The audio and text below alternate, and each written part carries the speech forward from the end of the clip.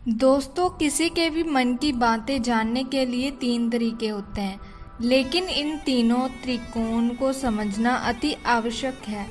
यदि आप इन तीनों त्रिकोण को समझ लेते हैं तो आप किसी के भी मन की बातें बड़ी आसानी से जान सकते हैं, समझ सकते हैं। तो चलिए इसे एक बहुत कहानी के माध्यम से समझते हैं कि किस तरह से आप दूसरों की मन की बातें जान सकते हैं, समझ सकते हैं। बहुत समय पहले की बात है। एक छोटा सा गांव था। उसे गांव में 2 भाई रहा करते थे।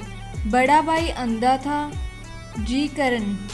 वह हमेशा घर पर ही बैठा रहता था और छोटा भाई खेती किया करता था। लेकिन खेतों में अधिक जानवर आने से पूरी फसल नष्ट हो जाती थी। जी करण छोटा भाई बहुत परेशान हो चुका था। तभी उसे एक तरकीब सूझी। एक दिन उसने सोचा कि खेतों में से इन जानवरों को भगाने के लिए क्यों ना मैं अपने बड़े भाई की मदद लूं। वैसे ही बड़े भैया अंधे, अगर वह खेत में बैठे रहेंगे और जानवरों की आहट आने पर वो उन्हें जोर से चिल्लाकर भगा सकते हैं, जिससे हमारी फसलें बच जाएंगी।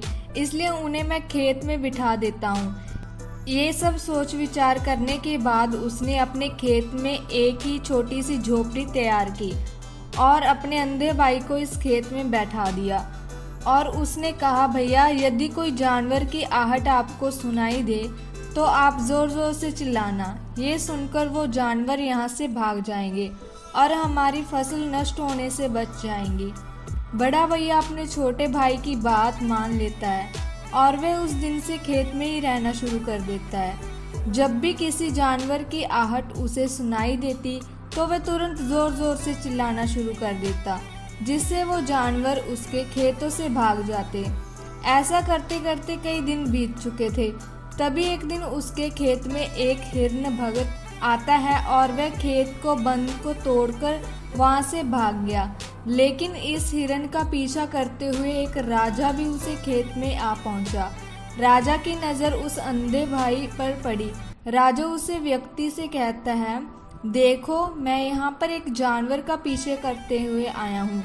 क्या तुमने उसे जानवर को यहाँ पर देखा है?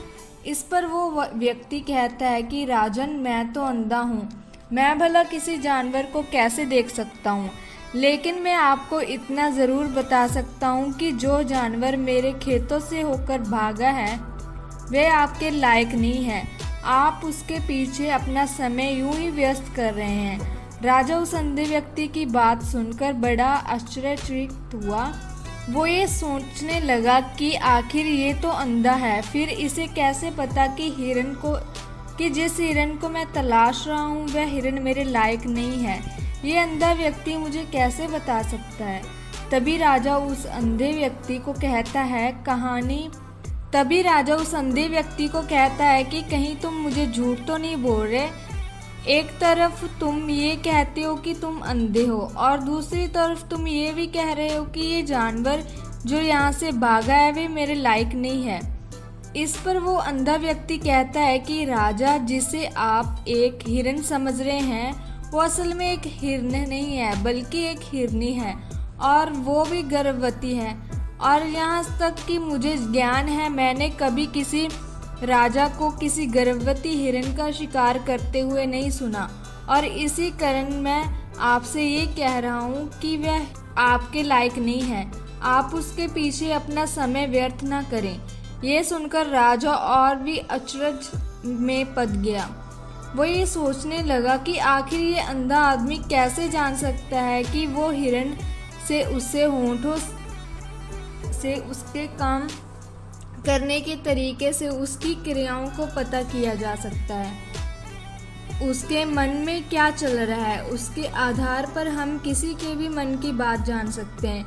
लेकिन मैं तो अंधा हूँ, मैं देख नहीं सकता हूँ, इसलिए मैं क्रियाओं में देता हूँ। यदि मुझे कोई बात जाननी हो तो अगले आदमी को कुछ कम देना पड़ता है, जिससे वो व्यक्ति किसी प्रकार काम करता है, किस तरीके से इस काम को करता है, उसके आधार पर ही मैं ये पता कर पाता हूँ कि उसके मन में क्या चल रहा है। तभी वह राजा कहता है कि तो इसका अर्थ ये हुआ कि मैं भी किसी के मन की बात जान सकता हूँ। इस पर वह अंधा आदमी कहता है कि हाँ राजन, अवश्य आप भी किसी भी व्यक्ति के मन की बात जान सकते हैं, किंतु उससे पहले आपको अपने ऊपर काम करना होगा और वह काम है अपने मन को शांत करना, अपने मन को वर्तमान में लाना होगा, जिसके लिए मैं आज आपको 3 तरीके बताने वाला हूँ। ये तीनों ही तरीके बड़े ही आसान और सरल हैं, किंतु हे राजा, उससे पहले आपको एक काम करना होगा। आप अपने मन को एकाग्र करना होगा। जब हम अपने मन को एकाग्र करते हैं, अपने मन को वर्तमान में लाते हैं, तो हम दूसरों के मन की बात जान सकते हैं, क्योंकि वे आदमी अभी भी अपने मन में वर्तमान में ही सोच रहा है और हमें भी मन को वर्तमान में ही लाना होगा, तभी हम उसके मन की बात जान सकते हैं। यदि हम अतीत में हुई घटनाओं के बारे में सोच रहे हैं, तो वह जो अगला आदमी वर्तमान में सोच रहा है, वर्तमान में अपने मन में बात कर रहा है, वह हम जान नहीं पाएंगे, क्योंकि हम तो अतीत की घटनाओं में डूबे हुए हैं। इसलिए किसी के भी मन की बात जानने के लिए सबसे पहले हमें हमारे मन को एकाग्र करना होगा, उसे वर्तमान में लाना होगा। आगे वे व्यक्ति राजा से कहता है कि हे राजन, जो 3 तरीके मैं आपको बताने वाला हूँ, इन 3 त्रिकोण से भी बड़ी आसानी से किसी के भी मन की बात जान सकते हैं। उसके बाद वह अंधा आदमी राजा से कहता है कि राजा, जो सबसे पहला तरीका है वह आँखों पर ध्यान देना। किसी व्यक्ति से बात करते वक्त उसकी आँखों अगले आदमी ने कोई गलती की है, ठीक इस प्रकार जब हम किसी चालाक व्यक्ति की आंखों में देखते हैं तो पता चलता है कि उसकी आंखों में एक भाषा होती है। एक बहुत ही सीधा और आसान तरीका होता है। यदि आपको ये पता लगाना है कि सामने वाला व्यक्ति आपसे झूठ कह रहा है या फिर सही, तो आपको उसकी आंखों पर ध्यान देना अति आवश्यक है। यदि आपसे बात करते वक्त वह व्यक्ति अपनी आंखों यहाँ वहाँ घुमा रहा है, ऊपर नीचे इधर उधर दाएं बाएं बेन रहा है, जगह देख रहा है, तो इसका अर्थ ये हुआ कि वह उसे बात से निकालने का कोई रास्ता ढूंढ रहा है, वो कोई झूठ बना रहा है। यदि सामने वाला व्यक्ति आपसे कुछ झूठ बोलने का प्रयास कर रहा है, तो व्यक्ति आपसे नज़र नहीं मिलाएगा, वह यहाँ वहाँ देखेगा, ऊपर नीचे देखेगा, लेकिन वह अपनी आंखों में आंखें डालकर कभी नहीं देख पाएगा, क्योंकि उसे डर है कि यदि उसने अपनी आंखों में आंखें डालकर अच्छे से उसका झूठ पकड़ा जाएगा और लोगों को सच्चाई का पता चल जाएगा। और इसी प्रकार कुछ और भी भाषाएं होती हैं। जब आप किसी की आंखों में आंखें डालकर ये देखना शुरू कर देंगे कि उसके हाव भाव क्या हैं, ठीक इस प्रकार चेहरे के हाव भाव होते हैं, जिससे हम मन की बातें आसानी से समझ सकते हैं और इन्हें भी समझना बहुत ज़रूरी है। कभी कभी कोई व्यक्ति अपने चेहरे से, जैसे आँख, होंठ और बहुत से कुछ अलग व्यवहार करता है। यदि आप किसी व्यक्ति के चेहरे को गौर से देखते हैं तो आप आसानी से समझ पाएंगे कि वह व्यक्ति निराश है, जब व्यक्ति बहुत उदास है, या फिर वह बहुत खुश है, या फिर उसे कोई बहुत बड़ा दुख है, वह अपने अंदर का क्या महसूस कर रहा है। ये सारी बातें हम उसके चेहरे के हाव भाव से पता लगा सकते हैं। फिर चाहे इंसान जुबान से कुछ भी बोले या ना बोले, लेकिन आप उसके चेहरे से सब कुछ पता कर सकते हैं।